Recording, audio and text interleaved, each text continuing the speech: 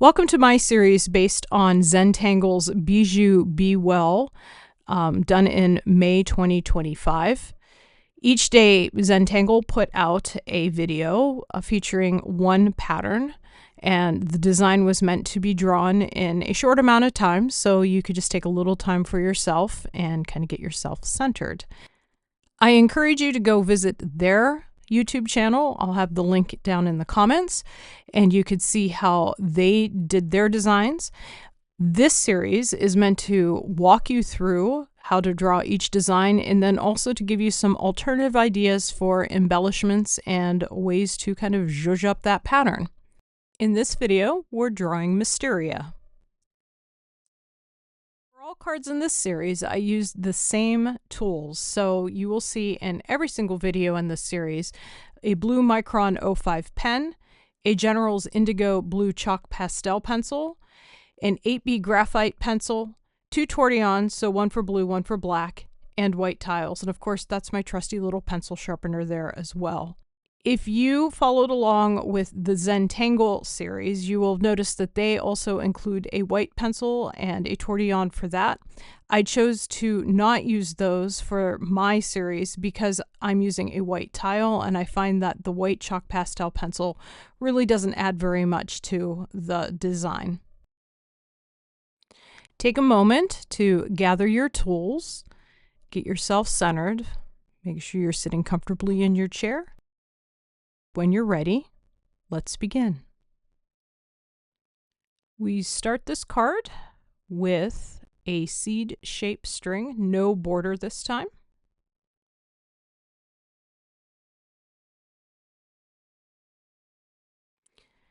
Starting at the top of the seed, not right at the corner, but maybe just a little ways down, draw a curvy line that goes down towards the bottom of the seed. It doesn't have to land right in the bottom point, but towards the bottom there. And then we're going to draw an aura, which, if you don't know what that means, we're basically drawing a parallel-ish line to the first line that you drew. And now we're going to draw another one. So you can find a spot. I'm coming down just a little ways, and you can see that when I run into my first line, I'm picking up my pen and continuing the other side, but still drawing that really curvy line. It can be just totally random. You don't have to really worry about creating a specific shape. And then when you get that first line drawn, you're going to do the same thing again. You're going to draw its aura. You don't have to make both sets of lines the same thickness, so maybe your second set of lines here could be a little thicker than the first one, or if you want to make them the same, you can. And if you have a spot, you can go ahead and draw at least one more set of lines.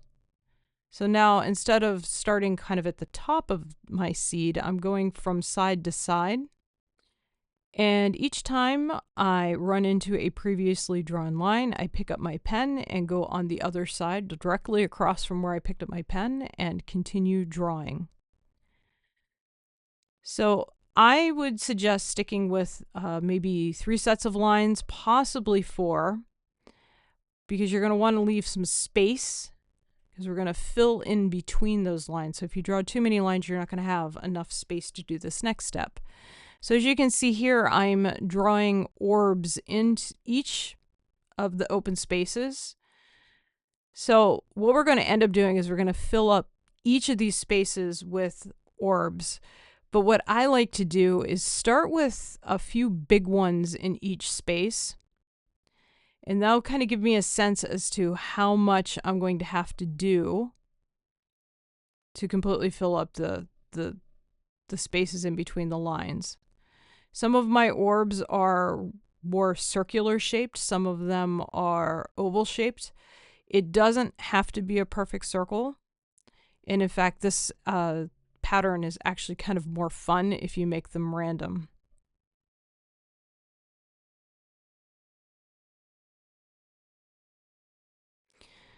So once you get a sense as to kind of what you want to do for the fill, then I go back and focus on one area. So here, now I'm going to try to make my orbs not exactly the same. I never want to try to go for a uniform size because I will only disappoint myself. So I really focus on making them sort of the same. But as I fill in more orbs, I'm going to end up with smaller and smaller spaces. So I get as many of the same size orbs as I can in there, and then I start filling in with smaller and smaller orbs.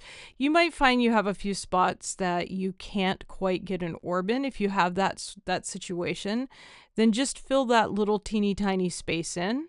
Just color it right in.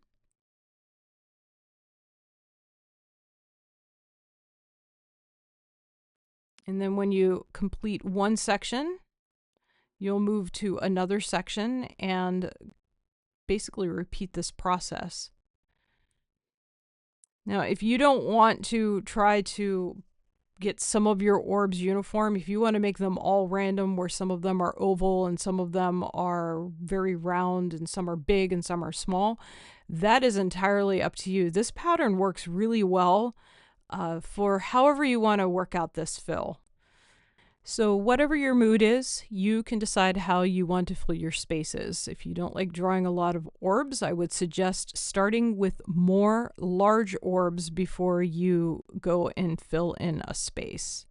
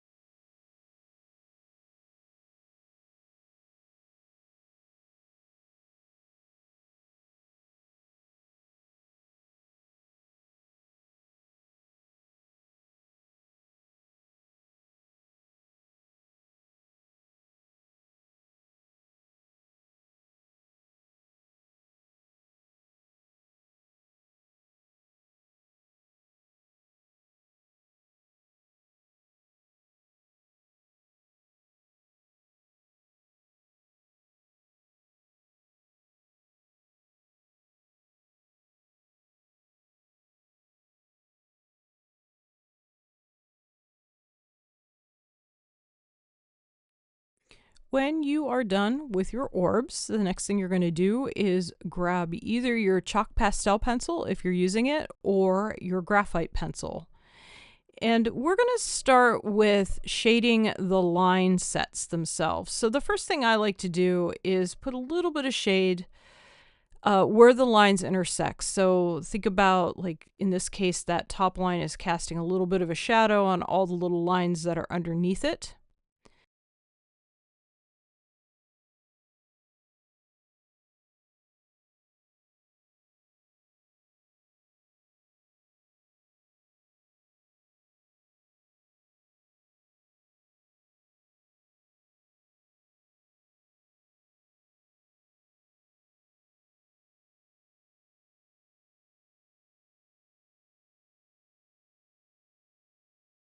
And then once you get those overlaps shaded, you could decide if you want to add a little more color. So I'm picking some curves, And I'm putting just a line of the blue along the inside edge of the curve. I'm being careful not to color in the entire space. I just want a little bit of color to work with. You can always add more, but it's kind of hard to take it away once it's on the card. You can also do this with graphite. There's also some places here where I'm kind of extending that shadow a little bit. And then I'm going to take my Tortillon and start blending it out. So as I'm doing that blue shadow, I'm pulling it away from the overlap. So it's darker where the lines overlap each other. And then as I blend along the curve, I'm being careful not to pull it all the way across that set of lines. So I want to have one side be just a little bit blue, and then the other side of that road, as it were, to be white. It doesn't really matter. I'm just really trying to add some color without basically coloring the whole thing blue. I want to leave some white there as well.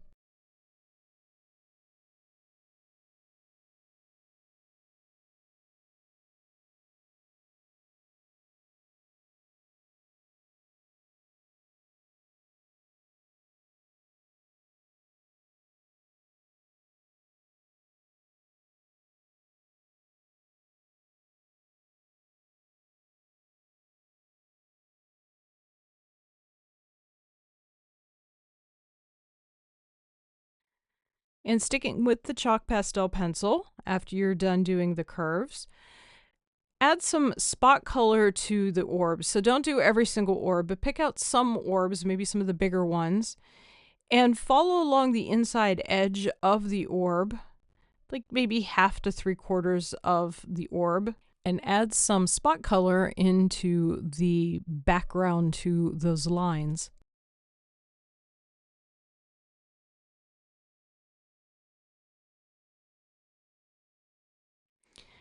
And then grab your Tortillon and blend the color or the graphite in each of the orbs. So when I blend the orb, I start by just kind of following along what I put into the little orb, and then I pull it away from the line and kind of create a gradient. So it goes from a dark blue, in this case, to a lighter blue. And then I try to leave a spot just white. Some of the little ones you're just going to end up coloring blue, and that's okay. But the bigger ones, you can see how I left a highlight and then there's a low light. So it makes it a little more three-dimensional, kind of makes it look like a little bubble even. And it creates a little bit of depth down there in the fill, so it's not just a bunch of flat little circles.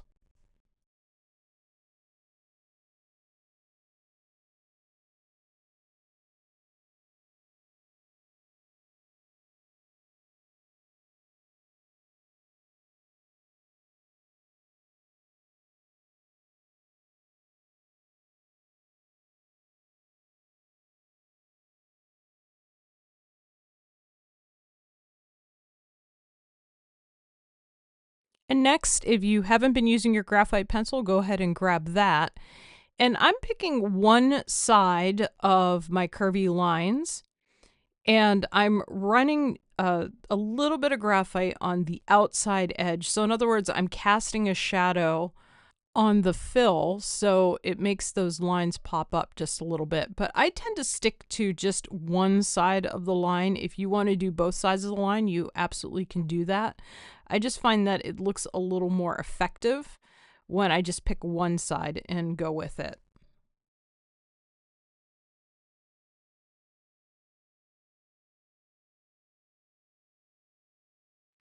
And then when I blend out my graphite, I'm keeping it very close to the curve. So I'm not trying to pull that graphite too far away. I want to create a nice close but dark shadow. And the more you rub your Tortillon over the graphite, the darker the shadow will get.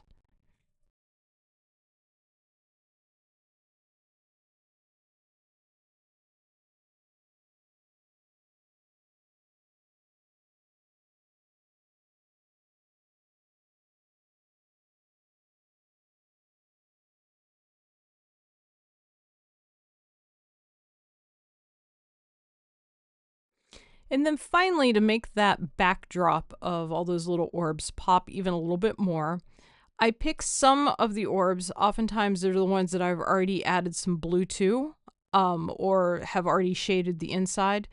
And I put just a little bit of graphite on the outside edge of those orbs, and then I blend it out, again, keeping the graphite close to the line.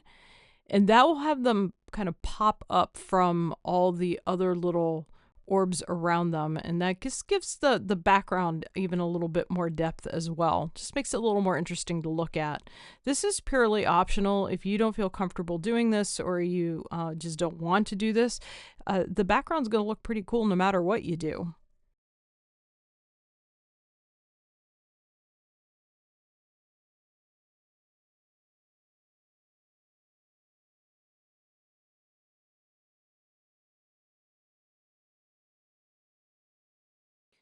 The final thing that I like to do is take and put just a little extra graphite along the outside edge of my design. I'm not putting down very much because there's already some there from the initial string line. And then I lightly blend all of that out. I let it kind of stray up onto the pattern just a little bit. I find that this cleans up the border, and I'm not a fan of harsh string lines sticking out around the edge of my design. So I'll do this to kind of just clean that up and smooth that out. But if you don't mind the string line, you could certainly skip this step, or if you don't want to have a fuzzy edge, which is what you kind of end up with here, you can just skip this as well.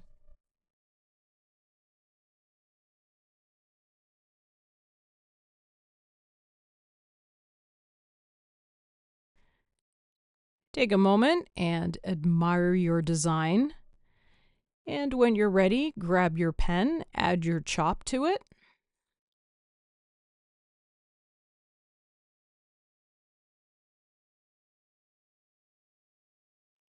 And there you go, Mysteria.